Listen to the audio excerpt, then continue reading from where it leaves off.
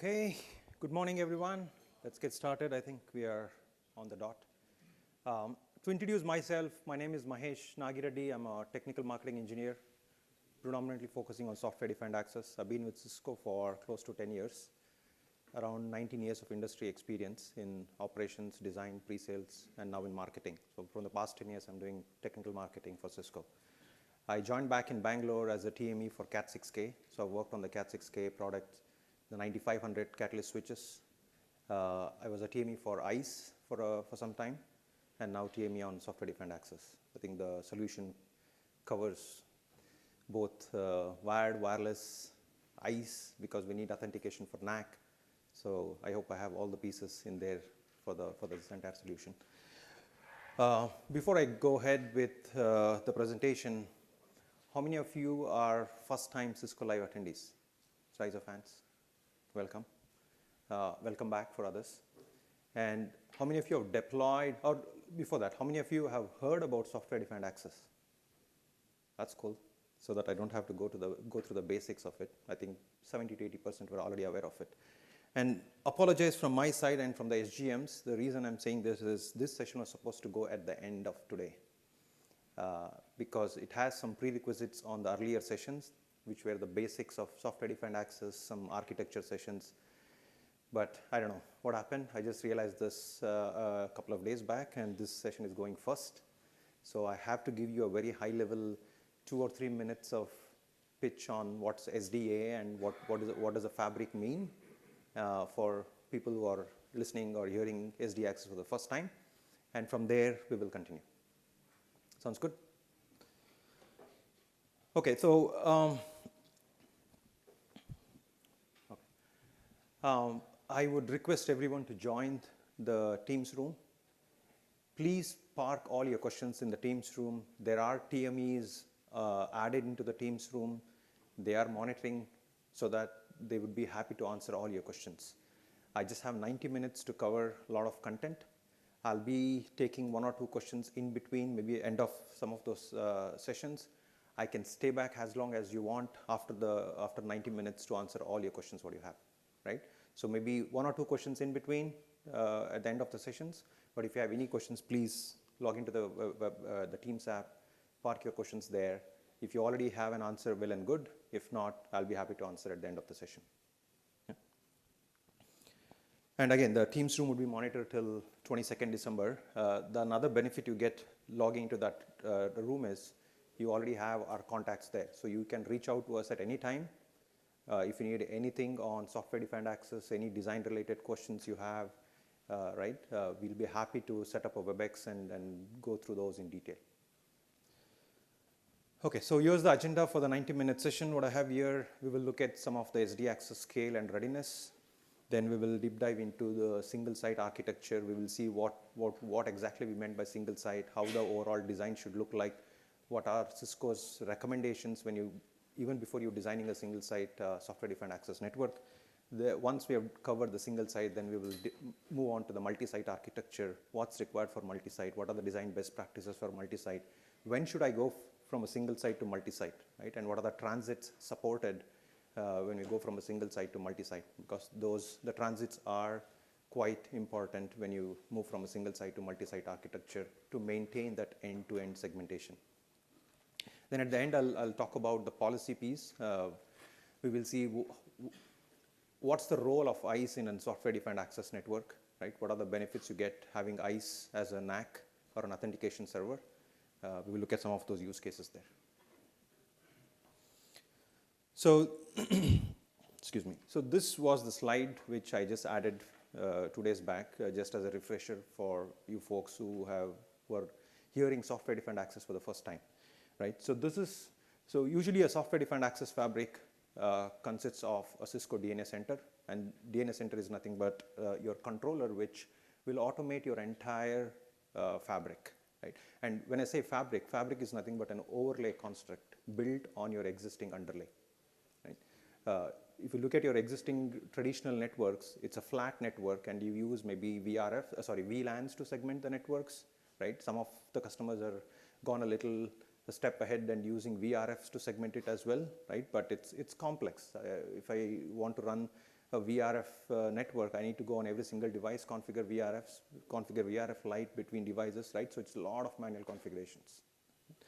And there are customers who have also even gone ahead with TrustSec deployments, right? Like using SGTs to segment it in traditional network. But again, it's every device, every hop has to support TrustSec capabilities if you want to carry those tags forward, right? So it's not as straightforward as we say when you look at traditional networks. And that's where you get the benefits from Fabric, where it doesn't matter what kind of an underlay you have, and what kind of routing protocols you're running there, right? We just need a stable underlay, and then we will build an overlay on top of that. And the reason why, if you look at the Fabric, your access layer, today in your traditional environment, your access layer is layer 2. Your layer 2, layer 3 boundaries from your distribution or ag layer. But in SDA, the access layer is nothing but a routed access network, which means you are running routing protocols right at your access layer, so that we don't have to rely on these unstable spanning tree protocols. We don't want to, the convergence is slow. We have seen issues with spanning tree, so we don't want to rely on those protocols. So we want a very stable network, due to which we would say move to routed access. And that's one of the major changes, customers moving from a traditional to Fabric, right? Because they need to move their access from an L2 to an L3, right? But again, there are benefits. And we have already seen customers who are already in that path, like who already moved from an L2 access to a routed access as well. So for them, it's an easy migration to SDA. Right, so it consists of a DNS center, which will automate your entire Fabric. It consists of Cisco ICE, which is industry's leading network access control and policy enforcement engine. It also consists of your wired and wireless devices, and these wired and wireless devices form an element called Fabric site. Right? Within a site, you have all these, the Fabric roles. What you see here, BN represents a border node. This is the device which talks non-Fabric onto the north side, Fabric onto the south. Right? So it's kind of an entry and exit into your network. Your control plane node, this is the brain of your entire site. This is the one which keeps track of all the users' endpoints in the Fabric site. Right? It's kind of a brain. Right? So if a user gets connected to one of your access switches, which is nothing but the edge node will update the control plane node about that particular user's IP address, its MAC address, and the control plane knows that if someone wants to reach that user or an endpoint, he has to send the traffic to that particular edge node, right? So, and coming down to these edge nodes, these are nothing but your access layer switches where you connect your users, your access points, your IP cameras, IoT devices, right? And they just perform the role of what an access switch does today. Authenticate the user's endpoints, and once the authentication is through, then they will go ahead and register it to the control plane node. Right? We have some intermediate nodes in between. If you're going with a 3-tier architecture with access distribution core, the intermediate nodes are just pure IP forwarders. They just get the packet from the edge nodes and they just forward it to the border nodes. They only look at the outer headers. They don't look at the inner headers as such, right? So it can be any devices. The benefit you get if it's a Cisco device is you get full NetFlow capabilities if it's Cisco, so you have full visibility, right? But it really doesn't matter what kind of a device it is. You can even use some legacy Catalyst Cisco switches as well, until unless it has enough throughput and forwarding performances. Your wireless LAN controller. Your wireless LAN controller integrates with Fabric. It talks Lisp, which is the protocol what we use within the Fabric, to the control plane node. So wireless is now integrated into the Fabric as well, right? So that it's consistent policies for both wired and wireless. Today, if you look at wireless deployments, everything is cap-wrapped back to the controller, right? And I don't have any visibility up until the packet hits the controller and the controller hands it off to the first layer 3 hop. I have no visibility of wireless traffic. But with Fabric-enabled wireless, what we are doing is the data traffic will be handed off on the access layer switches itself. So the AP hands off the data to the edge nodes. After that, it's pure IP packet. And you have full visibility. You can enforce policies if you want right at the access layer itself.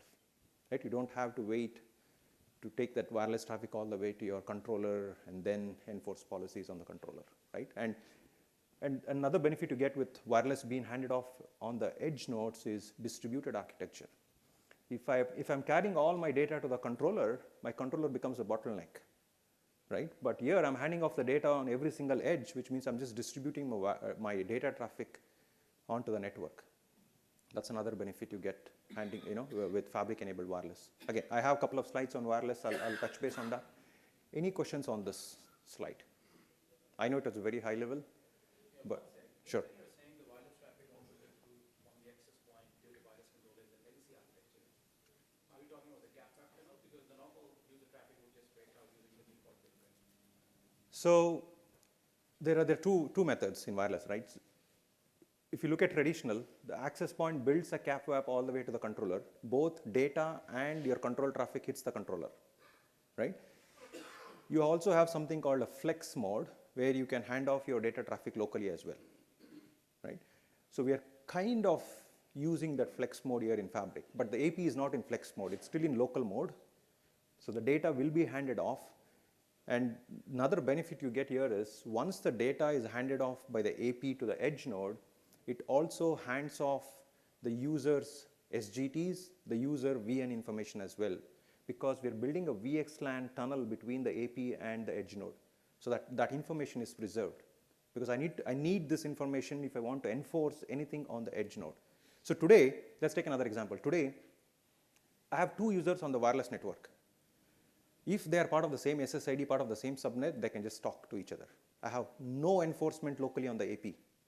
But once you move to Fabric, even though I have two users on the same AP, part of the same SSID, the traffic will be routed through the edge node so that I can enforce policies on the edge. Right? That's another benefit you get when you move to Fabric-enabled wireless. Again, there are a lot more benefits, but I'm just trying to highlight some of them. So where does the VXLAN encapsulation and de-encapsulation happen? On the access layer or on the border node when it leaves the Fabric?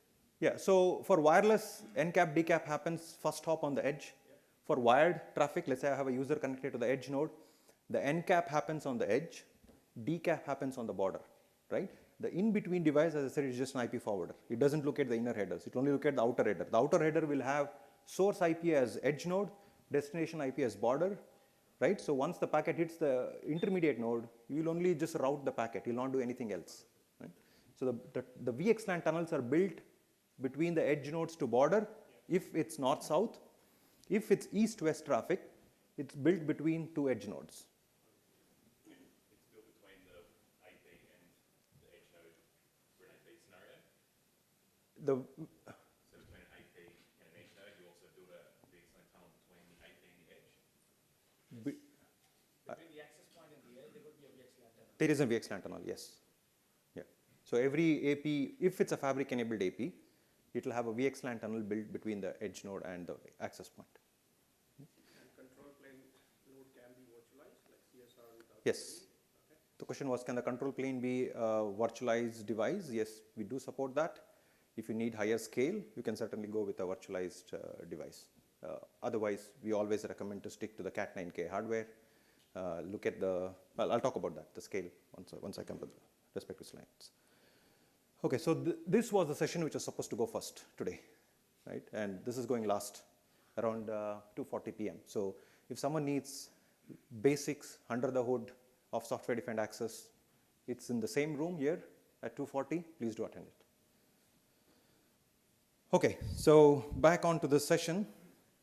Before you design any software-defined access network, I would highly recommend to look at these web pages. The URL is there. It's called Software Defined Access Compatibility Matrix. This is the matrix which will call out what kind of hardware we support today, right? So if you look at this, I mentioned some of these nodes here, border, edge, CPE, wireless LAN controller. What kind of devices are supported in Fabric? All that information is available on this website. So even before you even think about software defined access, look at all the devices what we support. If you say Cat 9300, so there are a couple of seats in the front, right?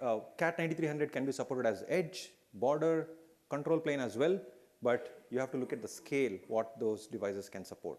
So look at how many endpoints you have in a site, right?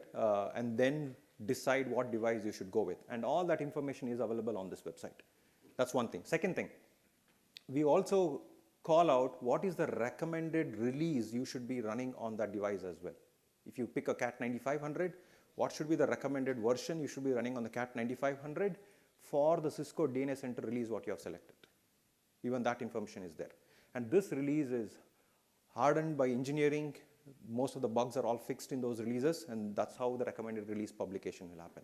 There are also supported releases, right? Which means, yes, we have tested the supported releases, but out of those supported releases, there's one release which would be a recommended version.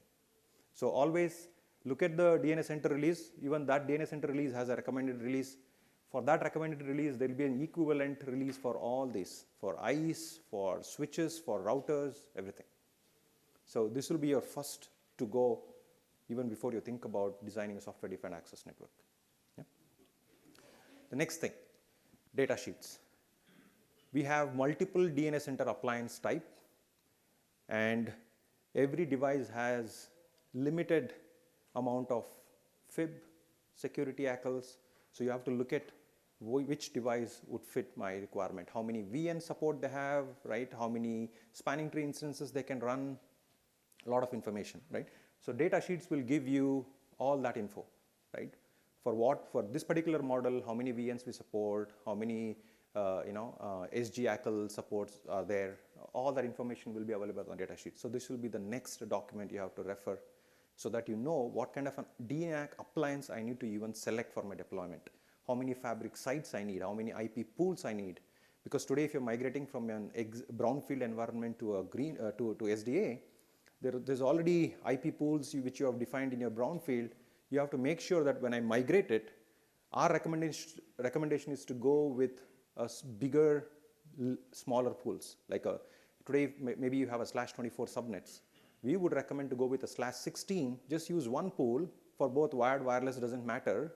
And then you can anyway use SGTs to further segment it. In the fabric, we no more use IPs for enforcement. We only use security group tags for enforcement, right? I don't have to rely on any of those IP-based ACLs to permit or deny something. Every user gets an SGT. It's a tag. It's a 16-bit value.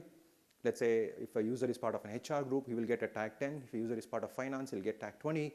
I can clearly say tag 10 to tag 20 deny traffic, right? So wherever the users are on the fabric, once they have these tags, automatically they'll get denied, right? I don't have to log into every single device, configure IP ACLs and deny. No, we are moving away from those IP ACLs. There are some readiness checks which Fabric does or DNS Center does before you add devices into Fabric, right? That's the hardware version, image type, software version you're running. Only if it's all compatible, it will allow you to add the device into the Fabric. If not, it will clearly throw you an error, right? And there are some compliance checks which DNAC keeps doing it every frequently, like 60 minutes once, to see whether your running config, startup configs are same, whether your intent, what you have pushed is exactly on all the switches, right? So there are a lot of compliance checks which happens at the back end. Whether you have selected a golden image, is that the image which you're running on all the devices in your Fabric? All the checks keeps happening at the back end. Okay, the next thing is latency. So we have looked at what kind of an appliance I need, what kind of a platforms I need to select for my site. Next is the latency when it comes to SDA. Between DNS Center, again, DNAC has a couple of deployment options. One, I can go standalone, I can go 3-node cluster. I'll talk about that in another slide. If you're going with a 3-node cluster, which means I have 3 DNS Center nodes part of the same cluster, right? It's an HA cluster. So even if I lose one DNAC appliance, the other 2 can still take over and my Fabric can still be up. Right? And again, we're using DNAC to just automate my network. Even if DNAC goes down, there's no impact to your network, right? It's just a control or automation what we're doing from DNS Center. Yes, I can lose my DNAC for a couple of hours. Only thing you lose at that point is if you want to configure new policies, if you want to enforce anything, I'll not be able to push that because my controller is down. If I want to add new devices into the Fabric site, I'll not be able to do that because controller is down. Those are the only things which you lose, and visibility. You don't have any assurance or visibility into your network what's happening. Other than that, there's no impact for the existing users who are already on the network. It just keeps operating by itself. So between the DNAC, it's 10 millisecond, which means if you have a 3-node cluster, make sure it's all in the same data center on the same local LAN. so that, because there's a lot of replication which keeps happening across these 3 nodes. So there are seats in the front here, 2. There's 1 behind as well. That's one thing. Second thing, between DNAC and ICE, 300 millisecond is the latency what we support. Because we have seen customers who have single ICE deployment, and they've also gone with multiple DNA center clusters as well. So between DNAC and ICE, RTD what we support is 300 milliseconds. So make sure between the DNA center and the ICE span node and MNT nodes, it's not exceeding more than 300 millisecond latency. Between DNAC and all these fabric devices, edge node, border control, it's 200 millisecond latency. So it should be within that, and that's a tested number. It can go higher. Sometimes your execution times will take a little bit longer. But what we recommend is to stick to those numbers. Not sure what's happening.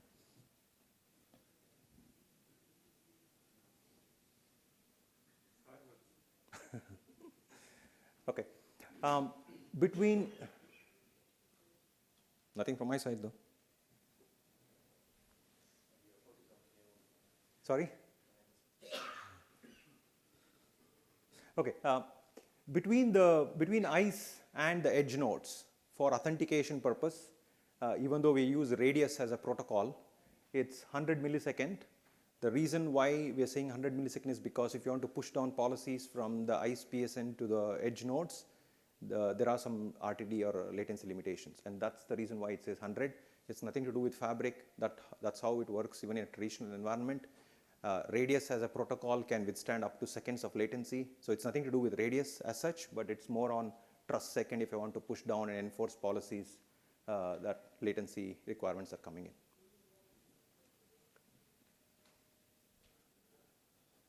Okay. Apologies for what's happening. I'll let the AV person to fix it, but let's keep moving on. Where should I place my shared services? And when I say shared services, users will have access to DHCP, DNS, NTP, right? A lot of other resources.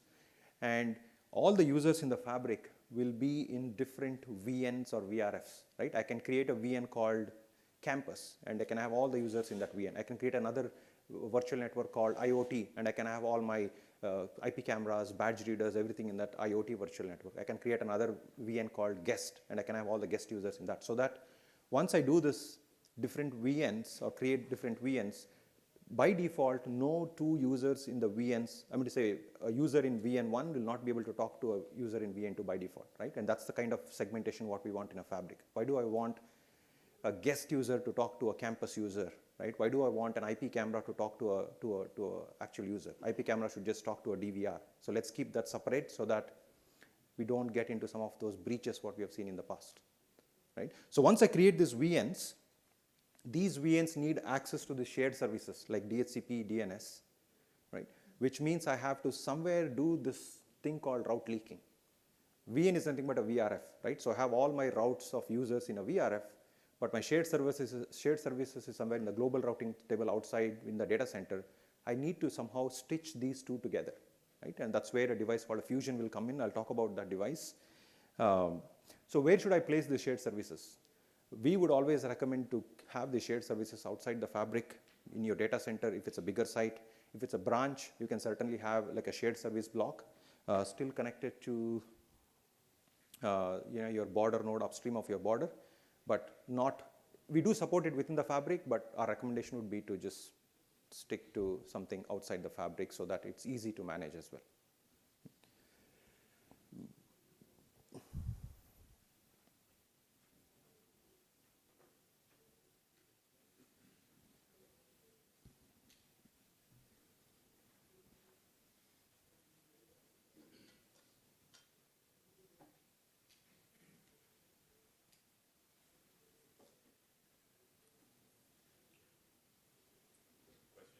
Yeah, sure. Yeah, let's use this time for questions. Thank you. Oh, okay. Yeah, if anyone has any questions, happy to. Because without a slide, I just can't talk. What is the behavior like if you don't meet the particular compliance requirement, round trip time? Sometimes, like if you're not meeting the specific timing, so what is the sort of observation, like if you deploy or beyond that particular recommendation? Okay. Things will completely fail or it is intermittent time? Okay. So the question is, what happens if we exceed those recommended round trip times? Right? Things will not fail. It might take a little bit longer, right? But we would recommend to stick to those numbers. If you think you're exceeding those round trip times, there are alternate designs, which we can certainly help you, right? So let's say you have a DNAC sitting somewhere in Singapore, and let's say you have your devices which are managed, let's say somewhere in Europe, right? I'm sure between Singapore and Europe, you don't have such high RTDs, maybe less than 50, 60 milliseconds, right? You should be good there. But in case if you're exceeding, let's say a Singapore cluster is managing some of the devices in US, I'm sure certainly you go across a longer distance and then your RTDs are a little bit higher. So in that case, we would say go with another DNA center cluster in US, right? So that you are well within those limits. Yeah. Yes, sir. On the compliance on the code, if you need to actually go beyond the reservation, can you just select certain code for certain sectors and then test it out? Or does it have to be everything in the same code? For example, the edge switch. Yep. Could you just try, Yep. Okay. So the question was, can I run different software images on different edge nodes or different fabric nodes? Can I run a software, let's say 17.9 on edge? Can it be 17.6 on border? Yes, it works. We don't see a problem, but it's good to stick to the same image and the recommended images. The reason being of discrepancy between those two images, right? The bugs on those images. Second thing is what feature supported on those, right? 17.9 might support a lot more features than the device which is running 17.6. So your control border might have a lot more feature capabilities, but your edges might not have it. So for a short time, it's okay, right? Maybe when you're in a process of upgrading the software images, but on a longer run, I wouldn't recommend that. Thank you. Okay, so yeah, if it's a bigger site, have all your shared services in your data center, the way how you have it today. If it's a small site, you can certainly have it within the site itself, but maybe create a separate shared service block so that you can host all your servers on that block and it's still outside the fabric, and we can follow the same concepts what we have for the primary site as well. Okay, so when it comes to DNA center, I highlighted this to you. You can run a standalone DNAC, which means it's just one appliance, right? Based on the scale, you can certainly pick what kind of an appliance you need. We do have 3 different appliance types: 44 core, 56 core, and 112 core appliance. The 44 and 56 are 1 RU, 112 is a 2 RU appliance. So you can certainly look at those numbers, how many fabric sites it will support, how many IP pools it will support. So these are some of the things which you have to keep in mind. How many devices it supports. The lowest one supports up to 1,000 devices. If I say 1,000 devices, all the routers, switches, wireless LAN controllers, what you have within the site or across sites. And the 56 core supports somewhere around 3,000 and the 112, 5,000. That's on standalone, right? When you go a cluster of 3 nodes, then the scale increases 2x to 3x, right? So this is another way where you can scale up your environment. So you can certainly go with 3-node cluster, the 112 one and the 56 one. Those are the 2 appliance types where we support 2x and 3x scale, depending on what software, what DNA center version you're running. Based on that, you can certainly increase your scale. And if I say scale, it's the number of the network devices, the routers, switches, WLCs, extended nodes, all this. It can certainly go 2 or 3x more than a standalone, right? That's another option. That's another way to increase your scale on the cluster. We also support something called a disaster recovery, which means, because here it's a standalone, if the node goes down, I don't have any visibility, I can't push any more intent into the network. If it's a 3-node cluster, minimum I need to have 2 nodes in the 3-node cluster for the cluster to be up. Moment I lose more than 2, the cluster goes down, right? But what if all these 3 nodes are sitting in the same data center and I have some power issues in the data center, which means all 3 nodes are down. So that's when you have this disaster recovery, where I have active 3 nodes in one of the primary data center, a standby 3 node in the secondary data center, and we also have this witness. It's not a DNA center, it's just a small VM which runs on a UCS, right? And this will be in a tertiary site. again, we need this witness to form that quorum to decide who should be active and standby. Right? So this is something which we support. That's the difference between, if I say HA is this 3-node HA, and once we say disaster recovery, it's this particular setup. So based on the failure detection times, the time it takes to fail over, you can choose which one to go with. Right? We do support 3-to-3 disaster recovery. We also support 1-to-1, which means I can just have one standalone as active, one standalone as standby, and I can still do this DR functionality there. So it's called 1:1:1. Like one active, one witness, and one standby. Or 3:3:3 is what it's been depicted here. Yes, it should be the same hardware. If you're going with 44 core, it has to be 44 core, all 6 nodes. If you're going with 56, all 6 nodes has to be 56 core. We don't support unlike to unlike device disaster recovery or unlike to unlike local HA either. Has to be this. Cost implications of having 3 nodes versus a standalone? So the question is, what's the cost implication of having 3 node against standalone? I don't know whether you know the cost of a Cisco DNA center. It's expensive, right? So yeah, you have to look at that, and that's why some customers hesitate to go with this 6 nodes, right? But some need such kind of redundancy, which they go with. They don't really care because for them HA is the primary requirement. So yeah. Okay, so the question is, do we support virtual instances of DNAC on cloud? It's just launched in the Cisco Live. It will be available sometime next year mid. It's called DNAC VA, Virtual Appliance.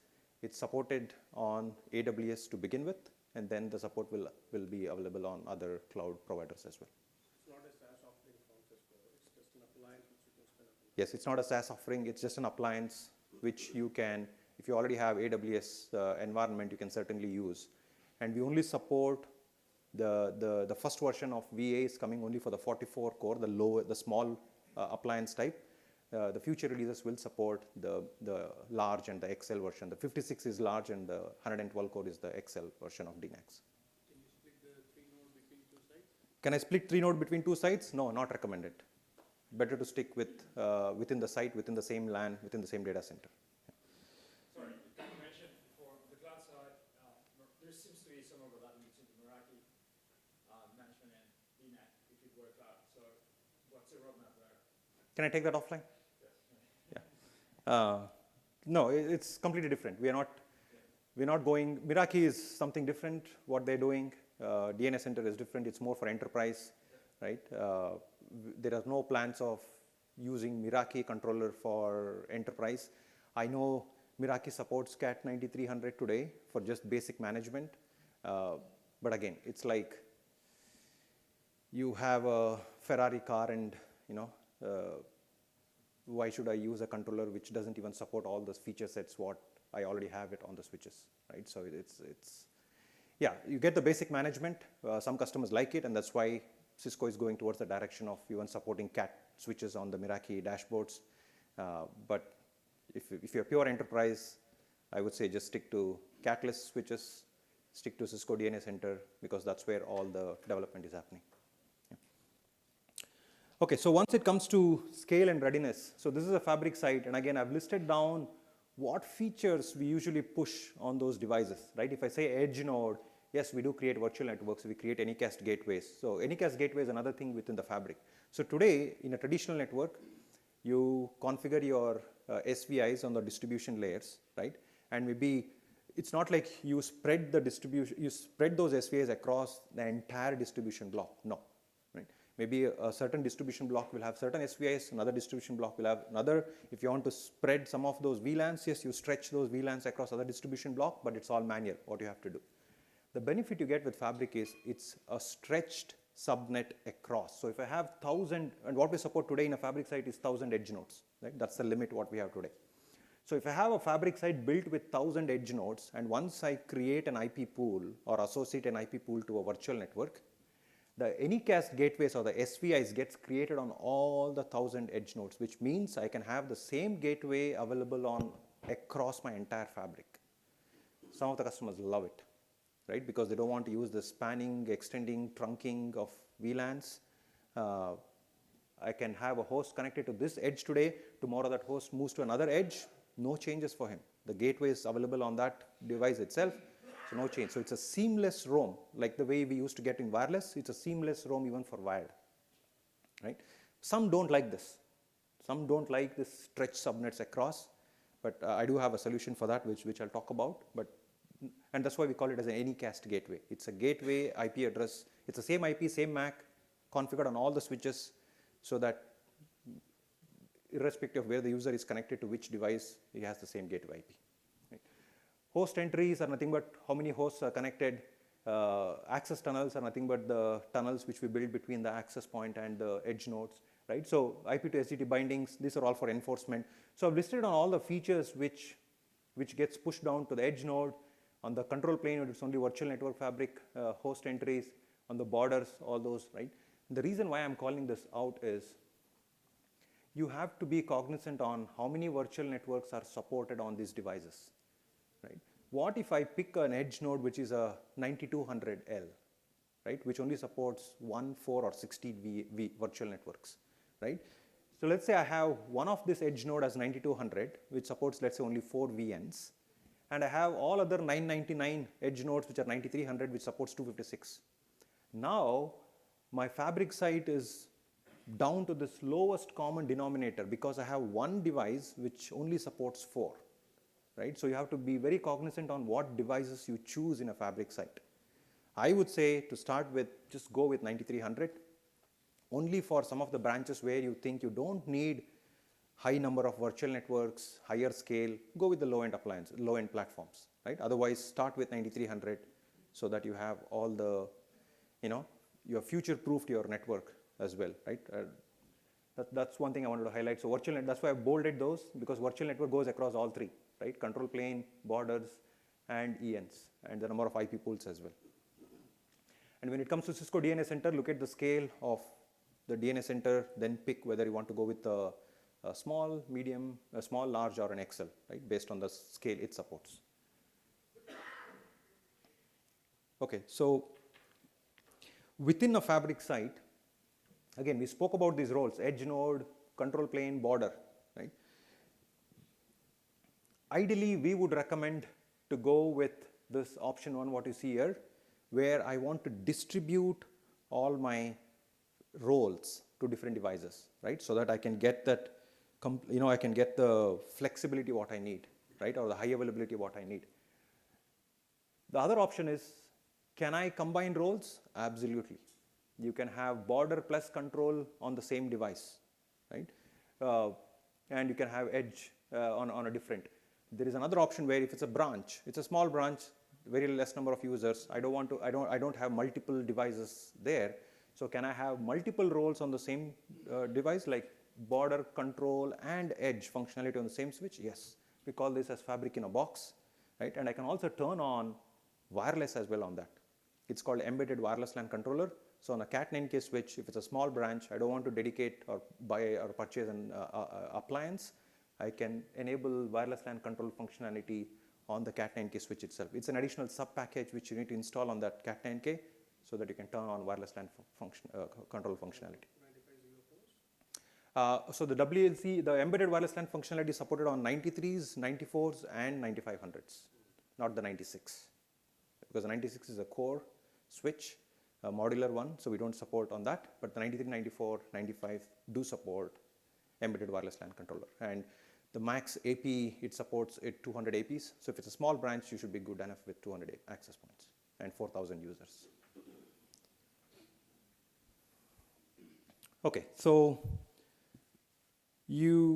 I said the fabric is an overlay, but your overlay is not stable until and unless you have a robust underlay, right? And that's why I said we wanted to move away from the spanning tree protocols, and that's why we went with routed access network, right? So fully routed access, ECMP path. You can use BFT if you want to, get better convergence, and DNAC by default pushes BFT as a protocol with 250 to 750 millisecond timers so that you can get better convergence. We don't recommend tweaking any of the routing protocols. Let's say you're running OSPF in your underlay. We don't recommend going and changing your OSPF timers. Stick to the default timers, use BFT on top of that, again, DNAC pushes this config. If you use something called LAN automation, but if you're already, let's say if it's a brownfield environment, you already have your existing network up and running, you want to migrate that to software-defined access, which means we will just use your existing network, we will build an overlay on top. Then it's up to you to make sure you're running all those BFT protocols on your environment, right? So that would be our recommendation. If you're not running BFT, go ahead and enable BFT, ECMP, right? Equal cost multipath. So have multiple paths so that even if you lose one, there are redundant paths available. MTU is another key thing in Fabric because it's an additional encapsulation what we add to your original packet. So the packet comes from the users, hits the edge node or the access switch. The access switch will add an additional VXLAN header. That's the data plane protocol what we use in a Fabric. So if you want to add this additional VXLAN header, which means I need more than 1500 byte MTU support, right? Default is 1500 is what you have today, but we need more than that, at least 1560 bytes. That's the minimum what we need because VXLAN or Fabric doesn't do fragmentation. We don't support fragmentation in a Fabric, right? So any packet going from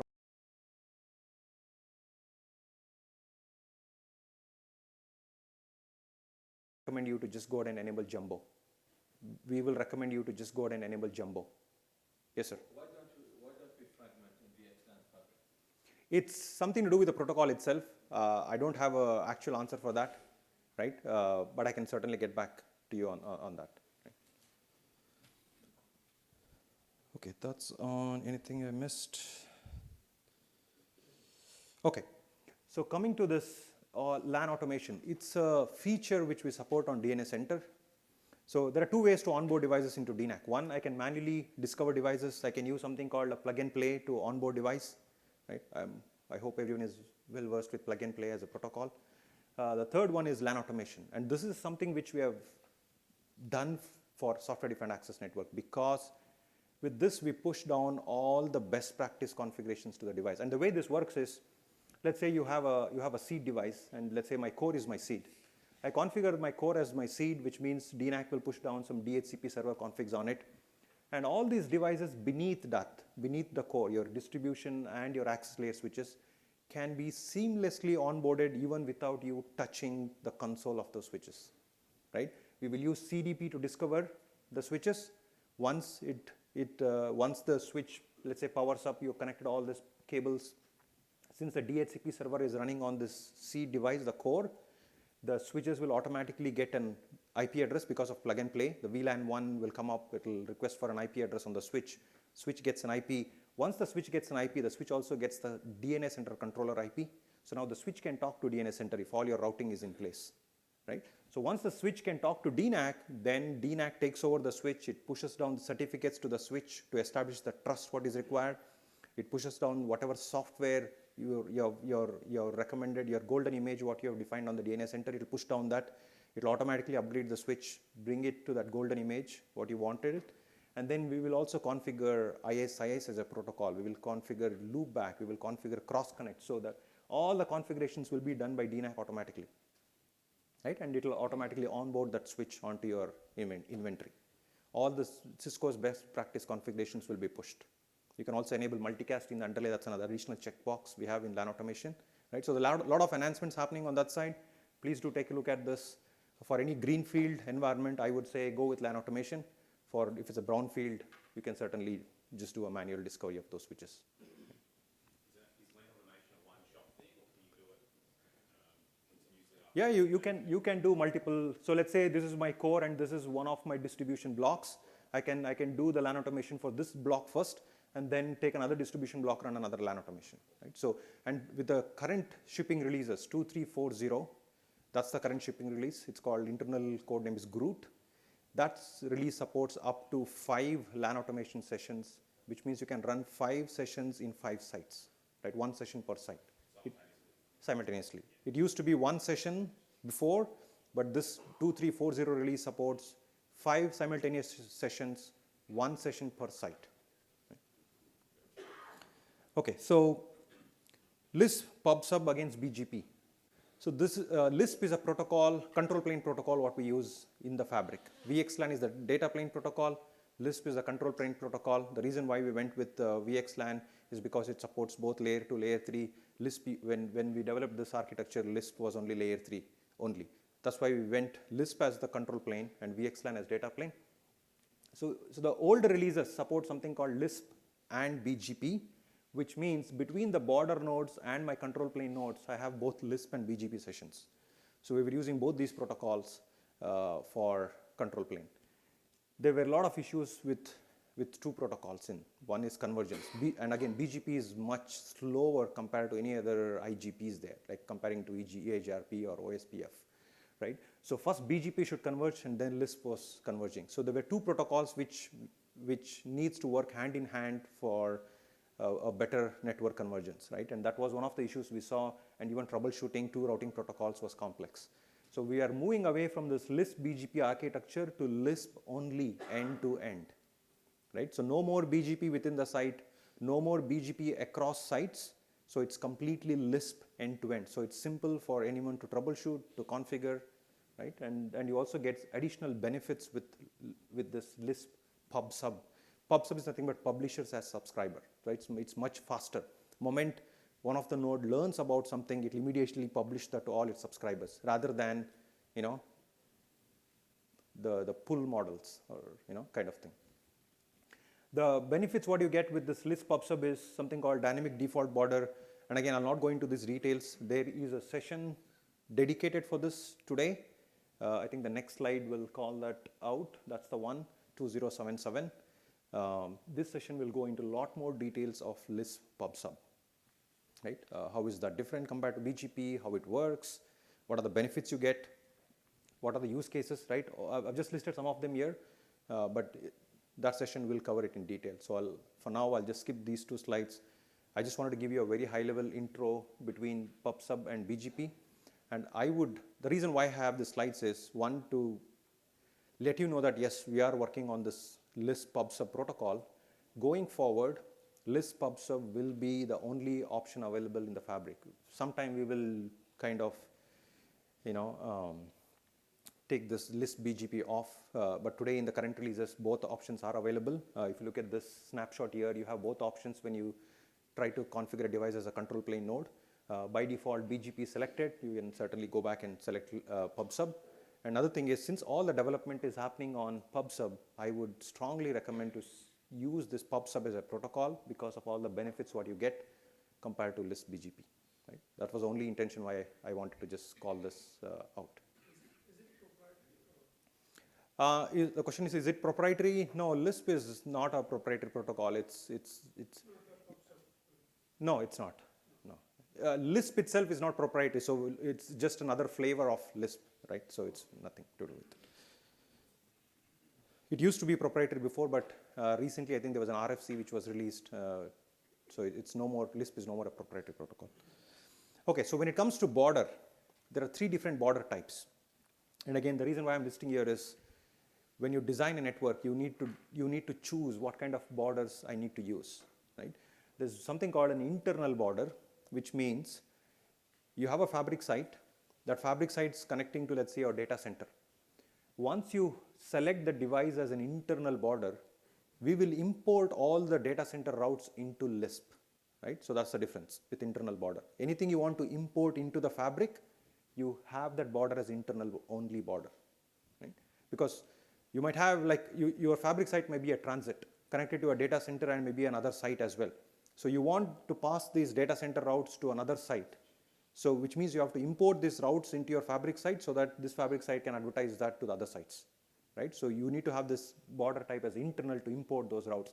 And in the UI, that's the kind of an option you choose to select an internal only border. The second one is external border. 99% you should be good with external. And what external does is, it's default to all virtual networks and do not import any routes. So that's the only difference. Here we import routes into Lisp. Here we don't import routes into Lisp. It's just like a default exit. Anyone who doesn't know how to reach a destination, let them send it to me and I'll take care of it. Right? So that's the external only border. So let's say you have a branch, and the branch is connected to a WAN router. That's the only exit point out to reach your DC, to reach your other branches.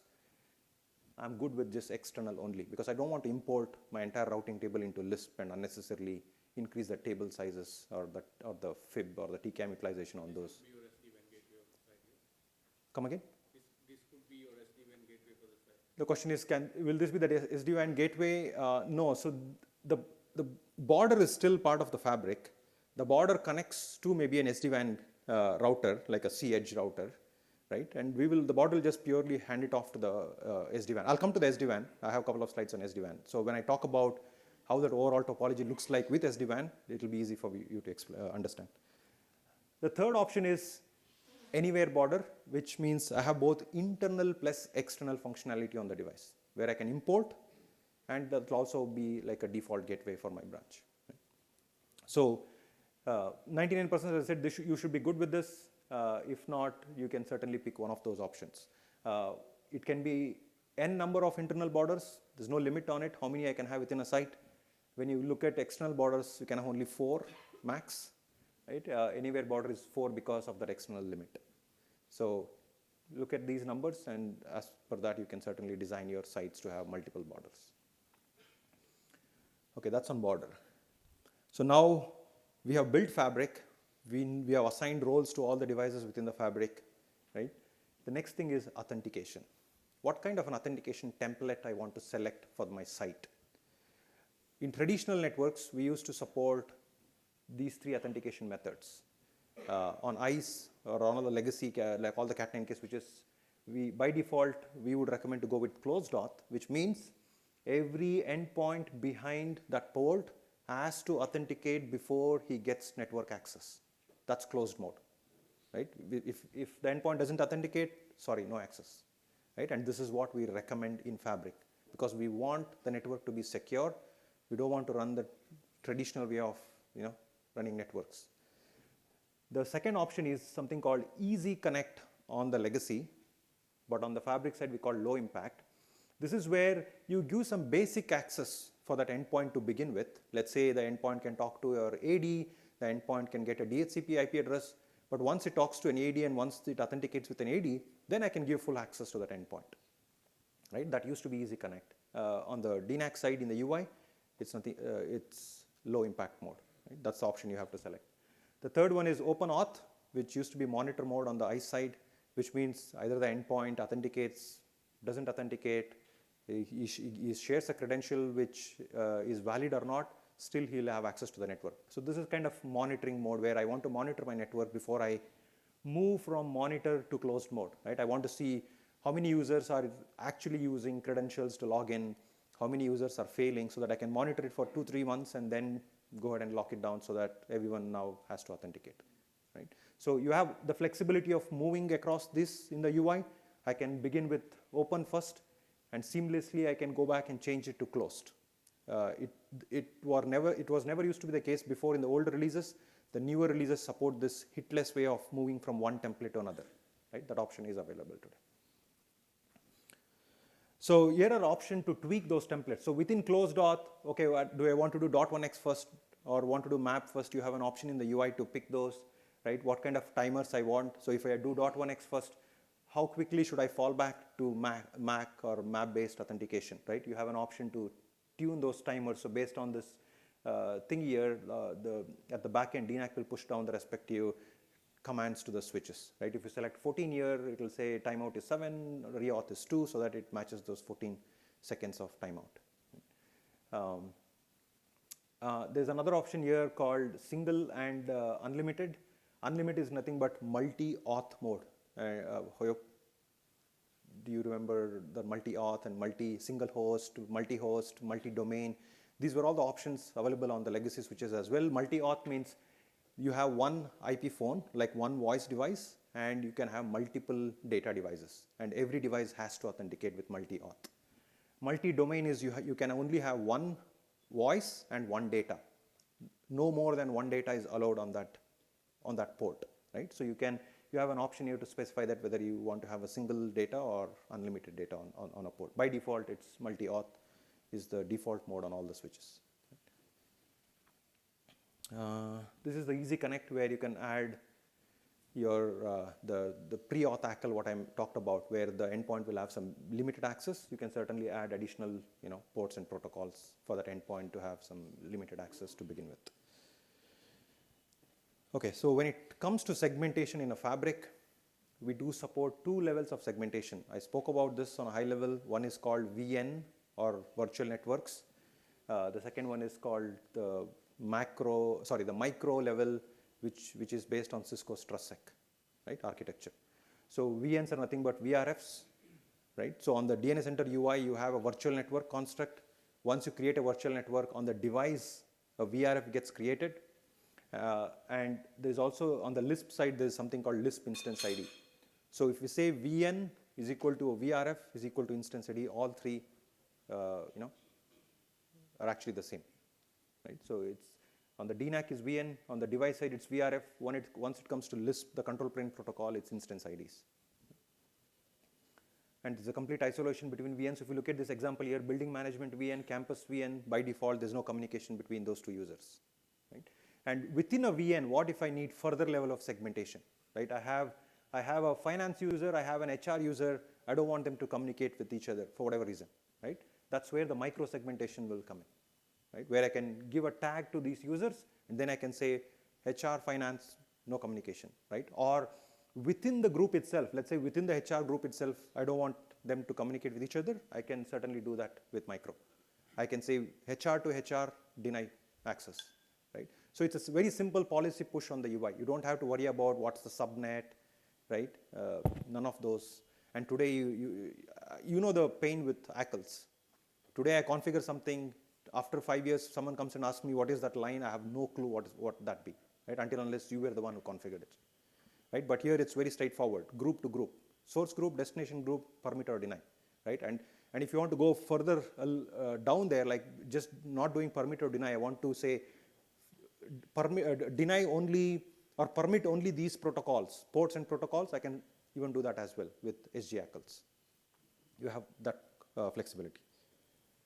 So that's on micro. So coming to single site architecture. So let's take an example. So let's say this is my existing brownfield network, right? This is what I have today.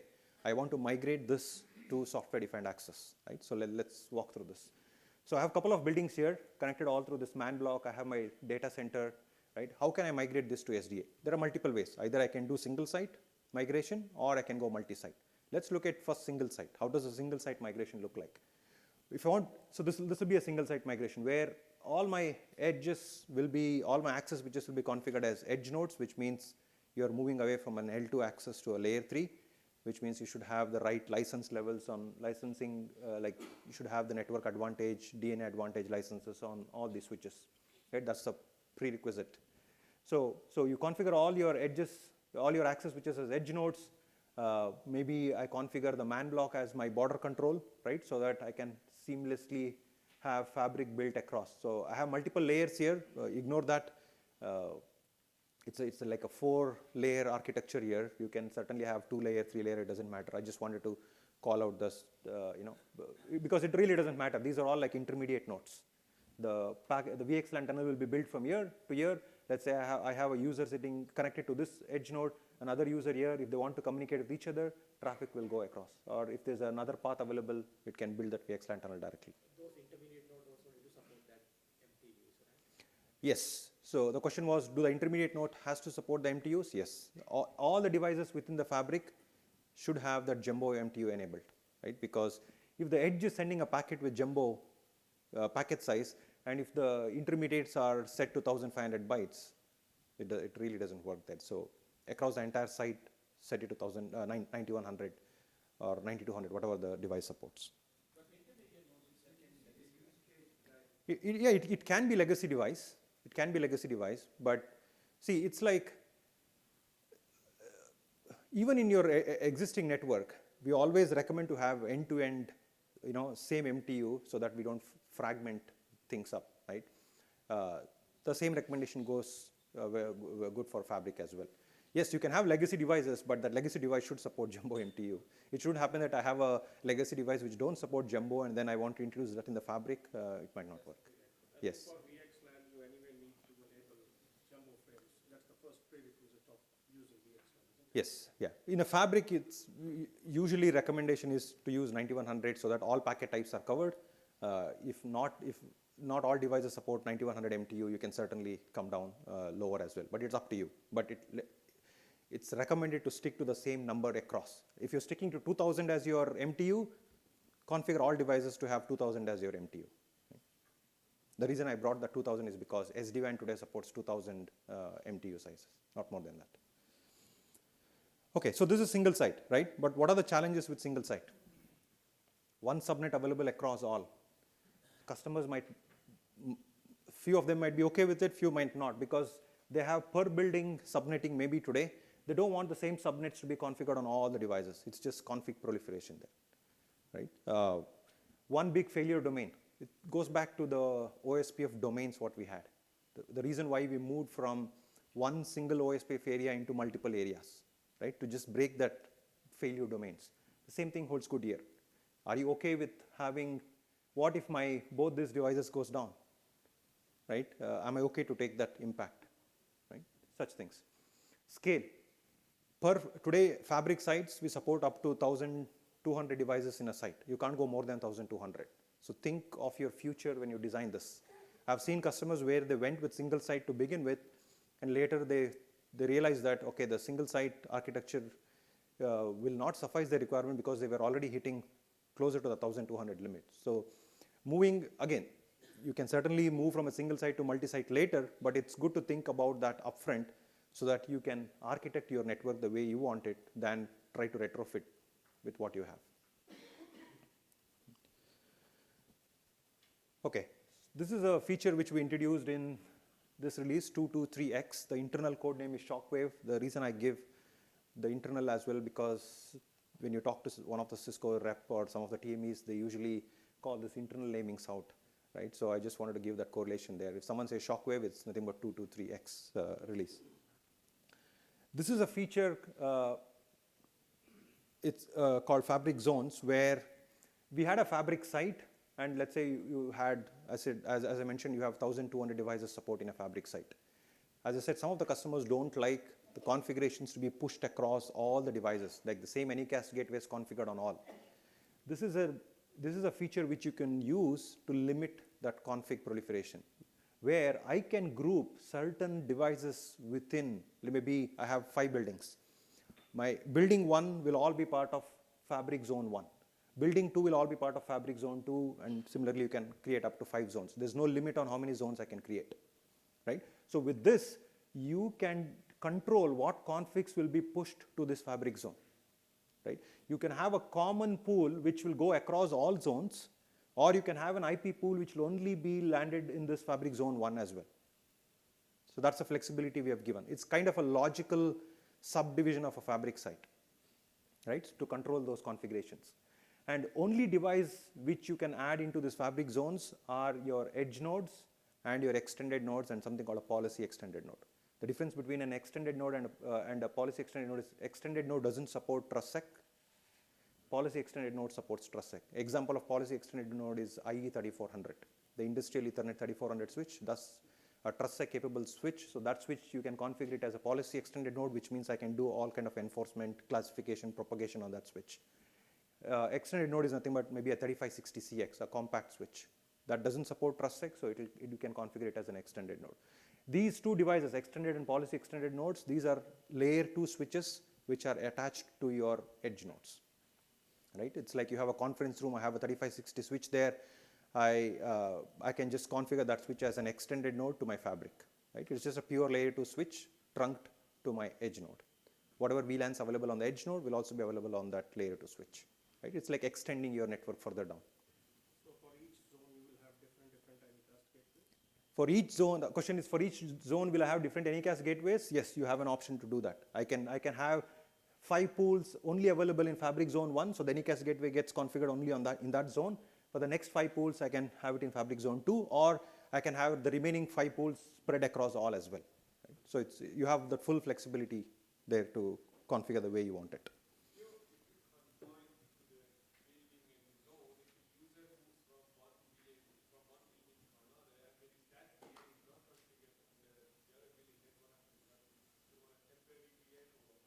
Yeah, so the question is, what if a user moves from, let's say this is building 1 to building 2, and now it connects to the building 2 fabric zone? Yes, the same pool is not available, but as I said, you can have IP pools spread across zones as well. So if that's your requirement for that particular subnet, I can have that pool go across all zones, right? The main idea of the fabric is that IP address and VLAN numbers are irrelevant now. The security follows the user identity. That's right. Yeah. So I can, so when you create these zones, there are 2 or 3 options what you have. One, what VNs you want to associate to that zone. What IP, once you associate a VN, all the IP pools within that VN will automatically be available, right? So for this next zone, yeah, I don't have, if I don't need that VN, I don't have to add that VN there, right? That's how we limit the amount of configurations going to those zones or devices. Thank you, sir. It's to just limit the configs. Just limit the configs push to all the edge nodes. That was the only primary reason why we invented this feature. So when you push down the layer 3 node out the access switch on the bottom, how do you manage the bound traffic? Okay, so the question is, how do I manage my broadcast, unicast, multicast traffic when I push down these configurations to all the edge nodes? If you need broadcast capabilities within a pool, yes, it's a routed access network, no broadcast across that switch. Only the broadcast is within that switch, right? If you have a layer 2 network, yes, I can broadcast anywhere across that layer 2 boundary. But since it's a layer 3 routed access network, the broadcast stays within that switch. If you want to carry that broadcast across multiple switches, there is an option in the UI when you add an IP pool to the VN or associate an IP pool to a VN, you have an option in the UI to checkbox something called L2 flood enable. So when you check that box, that VLAN becomes layer 2 flooding enabled, which means if you need flooding across, if you need that flood to go across multiple switches, yes, we do carry that. But we do carry that across unicast. Yeah, something like this. So that's how we carry that flood traffic if you need flooding. It's no BGP VPN. It's completely Lisp based, right? We're not using anything related to BGP VPN here. Lisp has a lot more benefits compared to BGP VPN, right? It's much lighter protocol compared to BGP VPN, much faster converging protocol. Mobility is a best use case. Lisp today supports wireless. BGP VPN doesn't support wireless capabilities, right? So yeah, there are a lot of benefits. So it's 2 different directions, right? Someone who needs standard based, they can certainly go deploy BGP VPN fabric because it's more standard. Someone who wants all these benefits, they can certainly stick to Lisp. And anyway, Lisp is today open standard as well. So.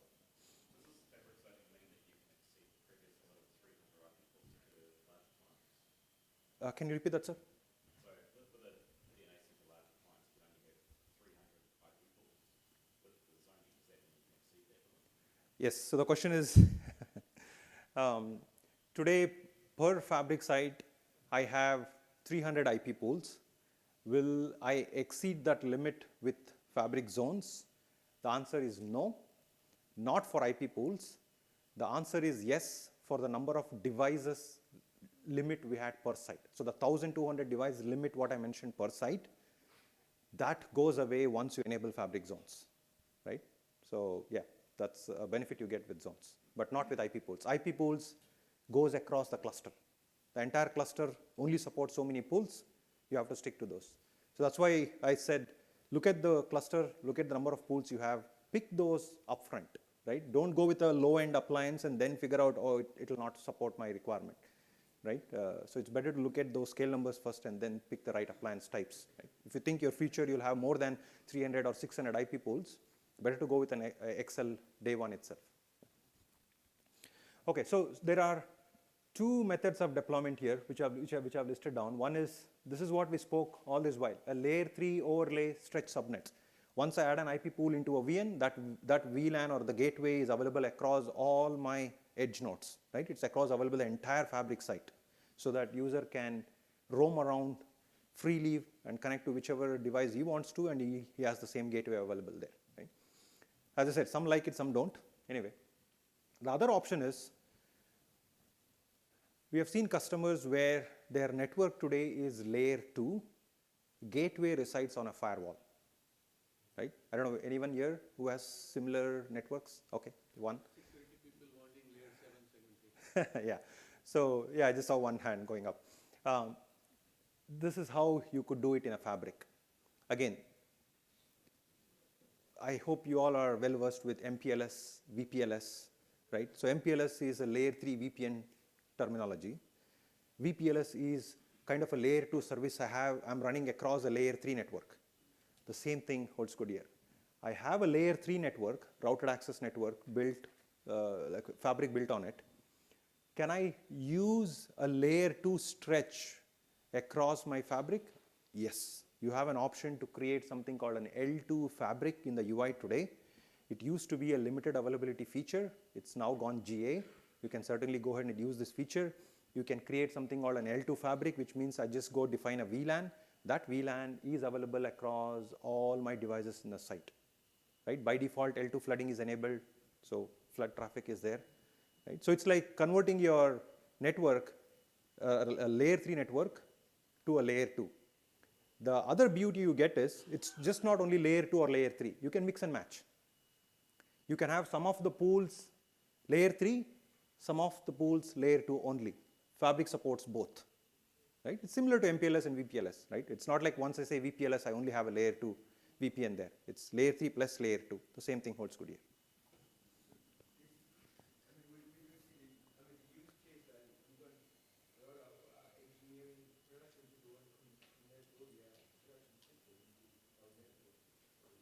Sorry, I couldn't hear you. Can I take that offline if you don't mind, sir, after the session? Sorry for that. I have a few more slides to cover. Okay, so I spoke about fusion and route leaking, right? So if you look at this, I have multiple VRFs. Sorry for if it's not clear. VRF-A, VRF-B, and I have global. Global is nothing but a GRT, right? So those are the VNs I've configured within my network, and I need to somehow route leak this into my GRT, right? So today we use this BGP route targets to do the route leaking, right?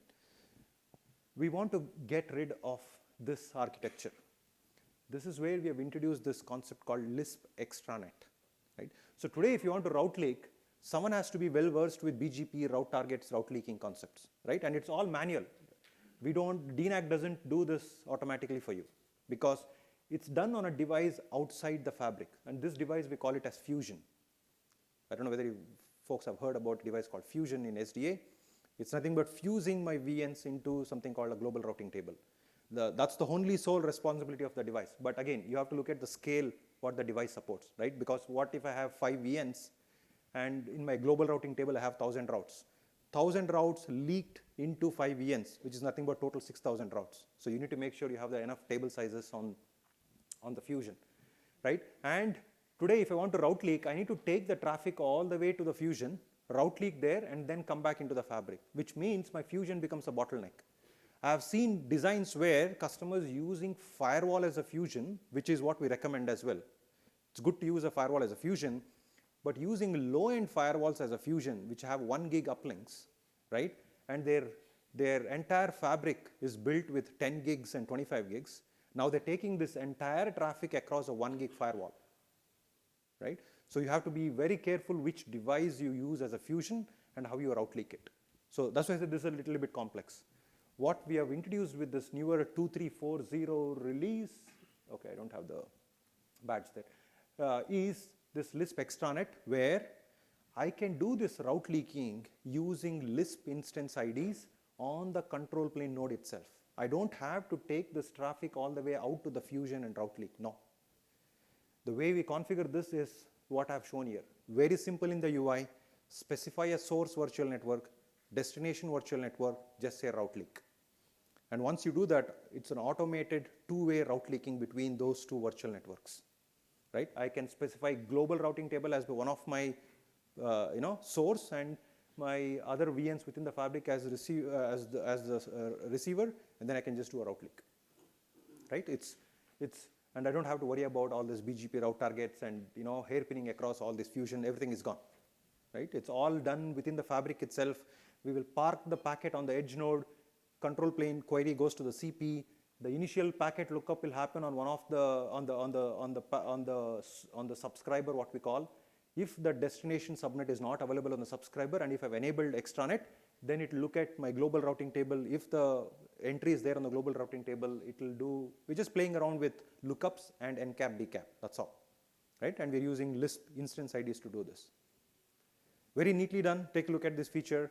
The reason I'm calling it out is if you're designing SDA network going forward, you don't have to use this legacy fusion concepts anymore. You can stick to Lisp extranet, right? Where route leaking is all done natively within the fabric in the UI. Okay, so far we saw single site, and I've covered all the use cases in a single site. Now let's take a quick look at multi-site, right? The similar topology, previously we had a single site architecture, now I've broken that down into multiple sites. Each building is its own site, right? Each building has its own border control and edge nodes. So when it goes across, that's where the transit will come in, which I'll talk about, right? And the benefits you get with this architecture is,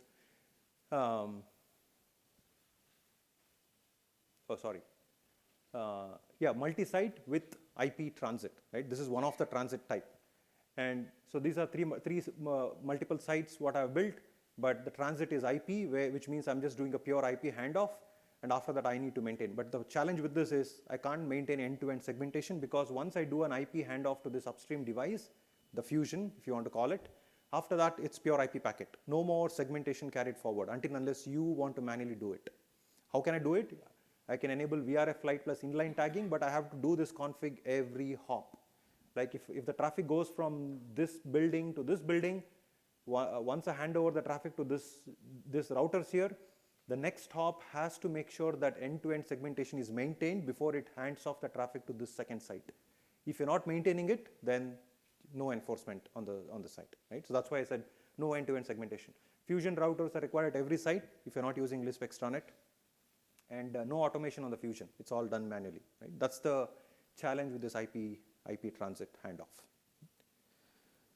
So this is where we created this second transit type called SD access transit, right? Which means I have same three sites, no more fusion, no more IP handoffs, right?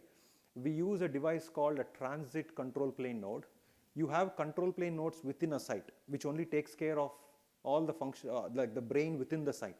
But what if I go across sites? There has to be like a super brain on the top to manage multiple sites. That's where this transit control plane will come into play, which means all the subnets I have in the site 1 or building 1, the border's responsibility is to register all those subnets to this TCP nodes, right? So every site will register the subnets to the TCP. So the TCP is kind of a router filter. It has all the routes of all the fabric sites. So if a user in site 1 wants to reach a user in site 2, right, the borders can go query this transit control plane node about this destination subnet, which might be in site 2, right? So the local CPs are only local to that site, right, which will only help to do that route lookup local to that site. But once I go across multi-site, then I need its TCPs to do that higher level lookups, right? So this is how the SDA transit works, and with this we maintain end-to-end segmentation and no manual configs anywhere. I just select this site, attach that SDA transit which I've created, automatically we maintain that VN, VRF, micro segmentation, everything, right? But the prerequisite for this is Jumbo MTU. Across sites, I'll come to that. Across sites, I need to make sure, or across my WAN, or if you're using Metro E, you should be good. If you're not using Metro E, let's say if you're using a service provider MPLS, most of the service providers don't support Jumbo MTUs, except few. If that's the case, then you can't run this SD access transit, right? But if you're good with your transit, if it supports Jumbo MTU, certainly stick to this transit type so that we maintain that segmentation what is required. Yes, sir? How did you see configuring the VLAN? Like, is there a specific configuration for that? Yes, yes. It's a specific config. I don't have time to show you the UIs, but I can certainly show it offline. Yes, you can create a transit called SD access transit. And when you create that, the only thing it will ask for you is attach those TCP nodes to it. And these TCP nodes have to be like, you can't combine any of these roles on that. It has to be a unique device, only enabled, only which has TCP role enabled on it. And there should be like a specific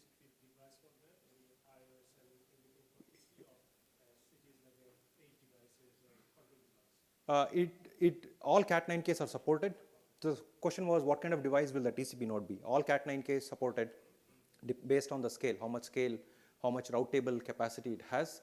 We also support virtual routers as well, so you can certainly use virtual routers. We support ASRs, ISRs, all options are there. So the question is, where will this TCP node be hosted? It can be anywhere in the network. Only thing is the borders just needs reachability to it. So if it's a virtual appliance, a virtual router, you can certainly host in a data center. If not, you can have it on any site, doesn't matter. Only thing is we just need reachability. So if we only support 2 nodes as TCP nodes, so you can have one TCP node in maybe one site, another in other site, so that you have redundancy. Or if you have multiple data centers, one TCP sits in one data center, another TCP in another data center. Same latency what we saw before, 200 milliseconds, between the DNAC and the TCP nodes, and 200 milliseconds between the TCP nodes and borders and control plane nodes. Yeah, this is a slide on TCP. Anyway, I've spoken about this. I'll skip for now. The third transit option what we have is SD-WAN transport, right? So if customers who already have SD-WAN as transport, which means Cisco SD-WAN transport, they can certainly use it. Sites will all be running SD access. When we hand off the traffic to the WAN edge, it will be a pure IP handoff. But when we hand it off with VRF Lite and inline tagging, so that you can now map the VNs on this side to the VPN IDs on the SD-WAN side to maintain that segmentation. And also, the latest code of SD-WAN supports carrying Cisco TrustSec tags, the SGT tags across SD-WAN cloud. So with that, you can certainly maintain both macro and micro level segmentation. There is a PDG which we have released. Please do take a look at that. That's the link. It goes into a lot more details on how to deploy or how to use SD-WAN as a transport. There's another option called an integrated domain, which means we are integrating DNS Center with vManage the way we integrated with ICE. So once you integrate DNAC with vManage, the same WAN edge router will have multiple roles on it. It will act as a WAN edge for SD-WAN, and it will also act as border control for that site. Right? But it has to be a router which supports WAN edge capabilities. Switches are not supported here, right? So it has to be maybe an ISR, an ASR router, which does this dual role of WAN edge as well as border/control. Sorry? Yeah, 8500, 8300s, ASRs, ISRs, whatever the WAN edge is supported today as a C edge router. Yes, it needs more resources, certainly, yeah, because in a fabric, it has to learn all /32 host entries, and then it also has to have routing table exchanges for your WAN, so it needs a little higher resources. Okay, that's a PDG on the integrated domain. I'll skip these slides for now. These are more of what I've already covered, but these are some of the designs which are already in production today in some of the universities, and that's why I wanted to call this design out. So this is the kind of a design where it fits most of the customers, right? They have multiple 3 fabric sites, all connected via SD access transit. This is the common fabric site, and they're just doing just one IP handoff to the firewalls to communicate with maybe their data center or other sites, right? So this will be a cleaner design to go with, so that I can maintain segmentation across sites. And once I want to go outside to another site or data center, I just do one single handoff.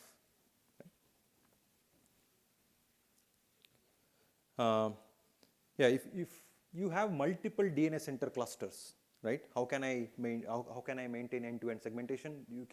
So this is one cluster, multiple sites, another cluster, multiple sites. I have IP transit, shared SD access transit. You can use any of those options if you still want to maintain. With IP transit, you have to maintain that segmentation.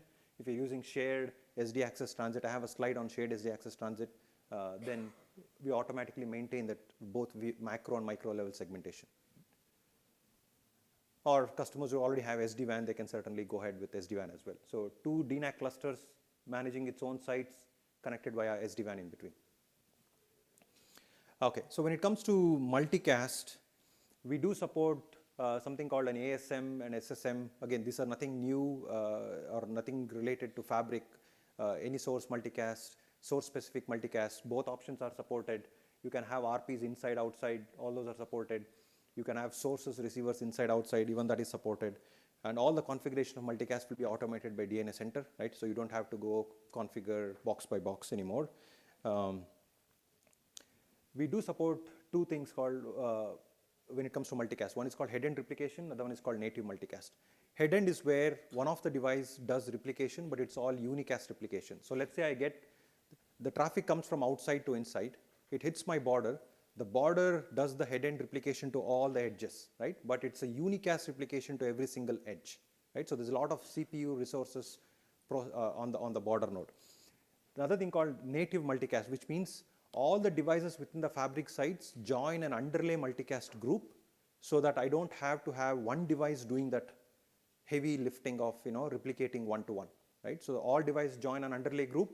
Moment the border will only send that packet to that underlay group, automatically that gets replicated to all the edge nodes, right? So those are the two options available.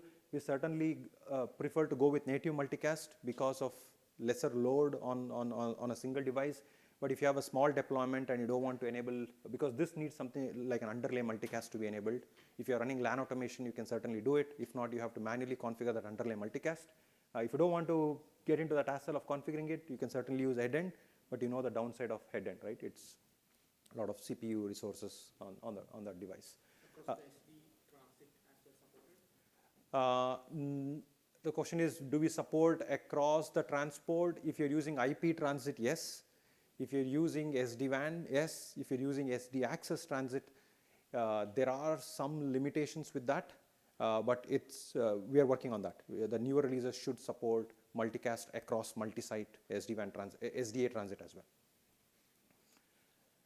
So there are some enhancements coming, which I've called out here. This is targeted for this release called 2350 coming, I think, Feb of 2023. It was supposed to be end of this year, but it's moved out to Feb 2023. So stay tuned on that.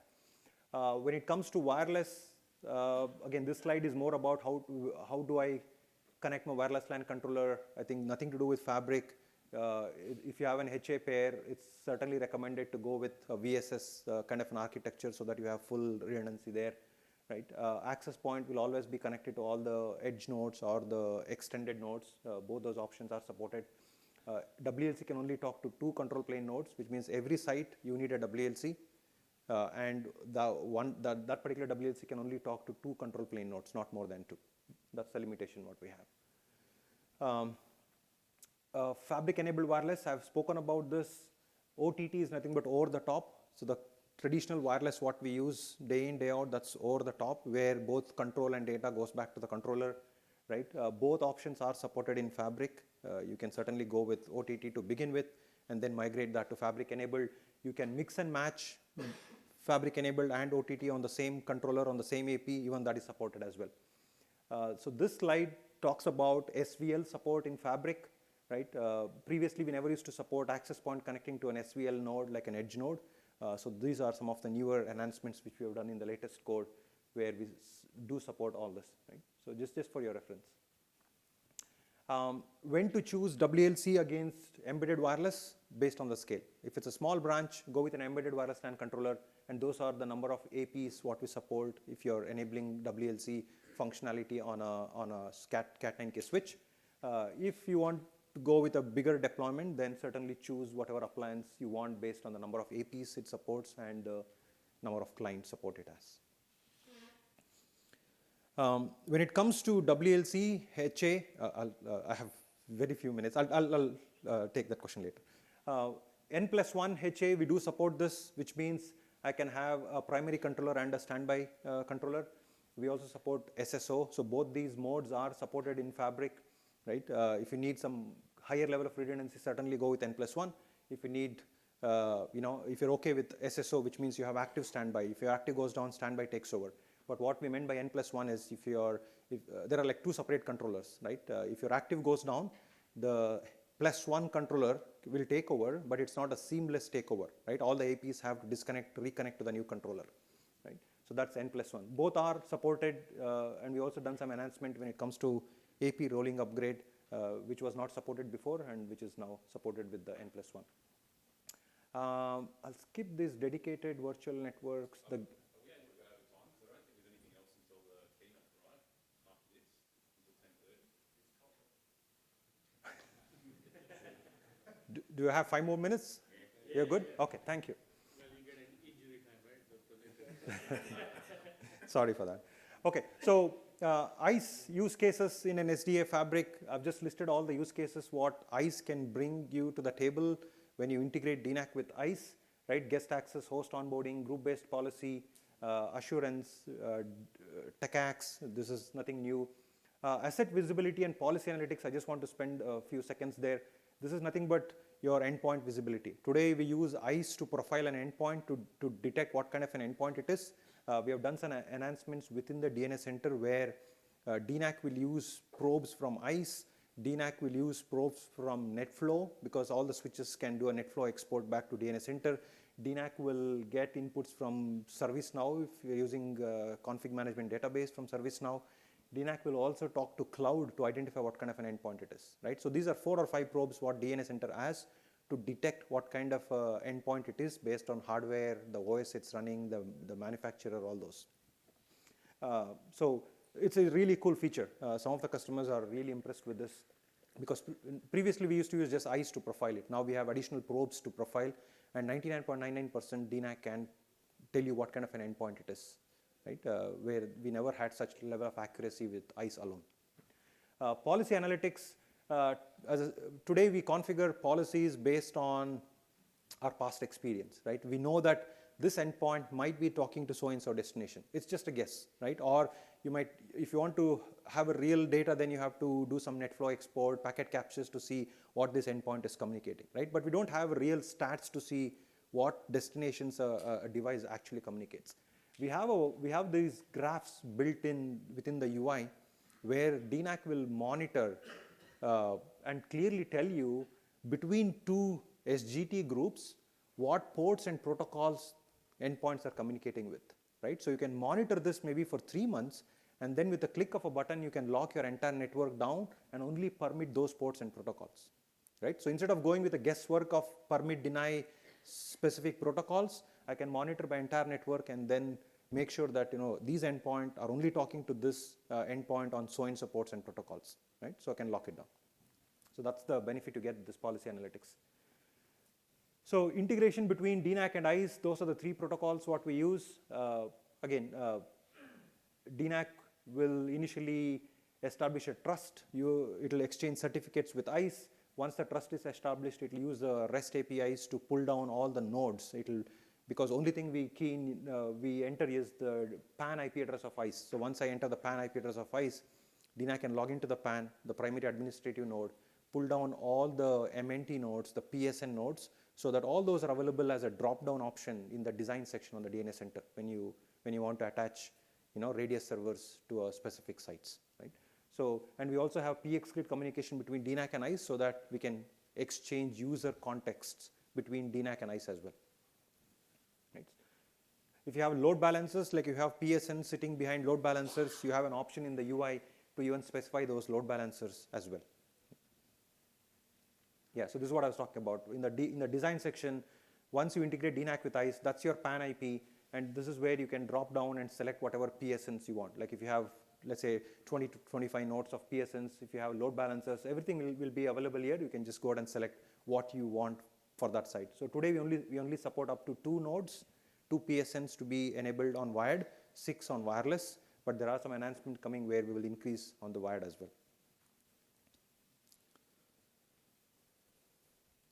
Okay, SGT, this is how, again, we always recommend to go with dynamic SGT, like whatever ICE assigns. If you can't do the dynamic SGT, you have an option to do subnet to SGT mapping, VLAN to SGT mapping. All these options were available on the traditional network. You have these options even on the fabric as well. Right? That's what I wanted to highlight. Tagging, we always recommend to go with inline tagging. VXLAN by default does inline tagging. It carries those tags end to end. Right? If you can't do inline tagging, then there are options called SXP, which you can build an SXP tunnel from ICE to all the switches and download those mappings. When it comes to enforcement by default happens on the egress side of the switch. Let's say if there's a traffic going between these 2 nodes, obviously the enforcement will happen on the egress side. But what if I want to enforce it somewhere else, somewhere in between, right? Let's say the traffic is going from within the fabric to outside the fabric, but I want to enforce it on the border nodes. So for enforcement on the borders, I need two things. One, the source tag, which will be carried by this VXLAN all the way to the border, but I also need the destination tag to enforce it, right? And the destination tags, I can either manually configure it like using static CLIs, or I can build an SXP from ICE onto this border control nodes and then enforce it, right? So all these options were there before. You can, these options are there available even with SDA Access Fabric. Nothing has changed as per that. Okay, this I'll skip for now. Spoken about those. Okay, the last one. So far we have seen DNS Center integrating to one single ICE cluster, right? What if I have multiple DNS Center clusters and customers having one global ICE cluster, right? This is a well-known scenario today, right? Large enterprise customers have one global ICE cluster and they want DNAC clusters geo-specific because there are some compliance requirement where they can't have DNAC clusters like one cluster managing across, right? And another reason may be the latency as well, right? We don't support anything above 300 milliseconds. So if they're exceeding that, they have to go geo-specific DNAC clusters.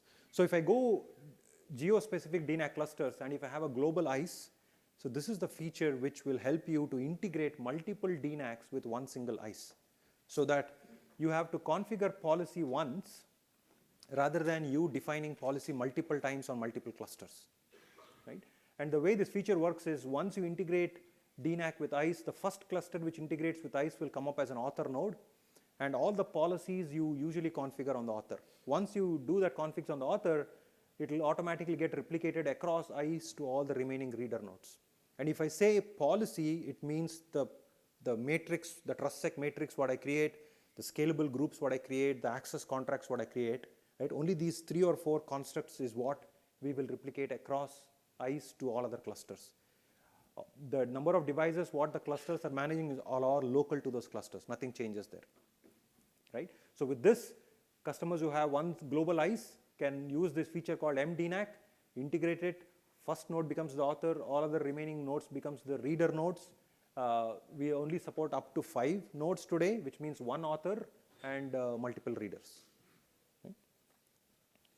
And this is the feature which we use for this shared SD access transit. I touched base on this before. I said I'll talk about it at the end. If I have multiple DNS Center clusters and I want to maintain end-to-end segmentation, and if I want to use SD access transit as my transit type, I can certainly do that with this feature. But the shared SD access transit prerequisite is you need to have this MDNAC environment, which means multiple clusters integrated with same ICE. So once I create the shared transit on the author, the same shared transit is automatically available on all the readers so that I can use that shared transit local to that cluster, right? So that I can have end-to-end segmentation carried across those clusters. Okay. Okay, 2 more slides, bear with me. Extranet, I spoke about extranet before, but I only spoke about extranet for a single site, like the fusion thing what I mentioned, where I can do a route leaking with Lisp itself. What if I have multiple DNS Center clusters integrated with MDNAC or integrated with ICE, right? Can I, and if they have shared transit, can I use that extranet feature across? Absolutely, right? I can create those shared extranets, the Lisp extranet policies on the author.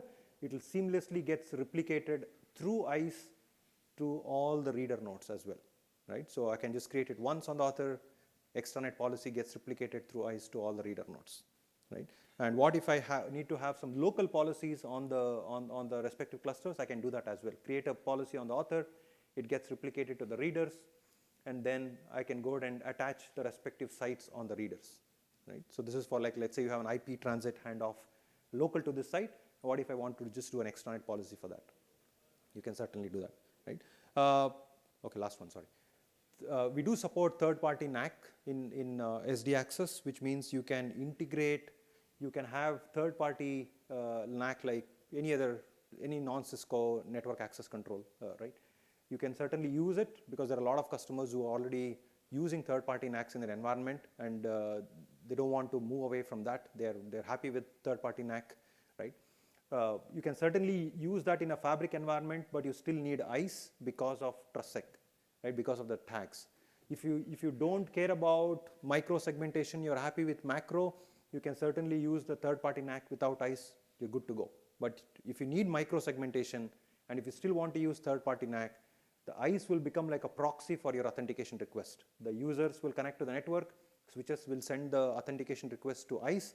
ICE will be, at the back end, will have an integration with third-party NAC, let's say Aruba ClearPass, right? It will work at the back end to get those authentication requests sent across, get the result back, and then provide access, right? And once the access is provided, there are some AV pair attributes which this third-party NAC has to send back to ICE. Looking at the AV pair attributes, ICE can then assign policies to those users, right? So this is officially tested, supported. Here is another model where ICE is not inline, right? If you look at here, authentication request will directly go hit the third-party NAC, and the third-party NAC has to send some AV pair attributes back. Then the switch will go query the ICE to download the policies based on the AV pair attributes the third-party NAC sends, right? And then I can enforce it, or I can use the SGT tags. So both these models are there. This has started, this support we came up with 1.3 release onwards. There are a few customers who are already using this. I would say go ahead with this option 1 if you want to use third-party NAC. This is something which we are still validating, but we have seen some of the customers even doing this as well. Any third-party NAC, it doesn't matter, right? Because ICE already has that integration with a lot of other third-party NACs, right? So, okay, so that's all I had. We have written a book recently. It was a book written in a week, around 13 people locked in a room for a week, and we wrote this book called Software-Defined Access for Industry Verticals. It goes about how to deploy SDA access fabric in manufacturing, healthcare,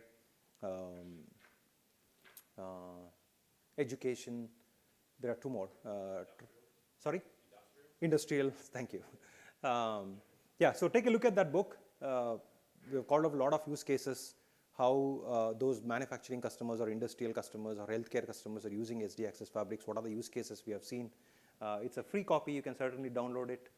There are links available. So once you get the PowerPoint or the PDF version of the PowerPoint, you can certainly go ahead and download those PDFs and read it. I think that's all I had. Thank you. Sorry if I've gone a little bit over time. I hope it was helpful. Please don't forget to fill out the surveys. We do take this a little seriously within Cisco. Let me know what went well and what not. And all the comments are anonymous, so don't worry about it.